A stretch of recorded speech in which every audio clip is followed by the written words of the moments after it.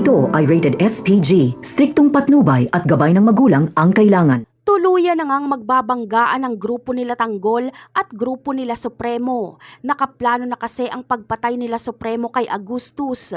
Marami na silang mga tauhan at susugod na sila. Malalagay sa alanganin si Agustus pero agad siyang makakahingi ng tulong kila Tanggol.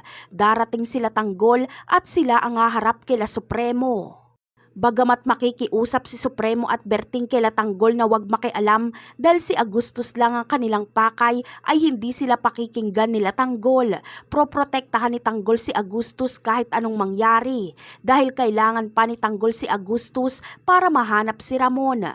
Habang si Mang Berting naman ay hindi pa rin magagawang putukan si Tanggol kahit may pagkakataon siya. Itinuring niya kasi itong anak noon. Sa kabilang banda naman ay kahit sinabi na ni David na maraming bantay na pulis sa loob ng ospital ay baliwala ito kay Ramon. Papasok pa rin siya sa ospital, makausap niya lang si Marites. Sa likod nga lang siya dadaan. Pero lingid sa kaalaman ni Ramon ay nakapwesto na sila David para tambangan si Ramon. Hindi hahayaan ni David na magkausap si Marites at Ramon dahil dito na siya mabibisto. Sasabihin kasi ni Marites kay Ramon na kaya ginulpi ni Tanggol si Rigor dahil nalaman ni Tanggol na hindi niya tatay si Rigor.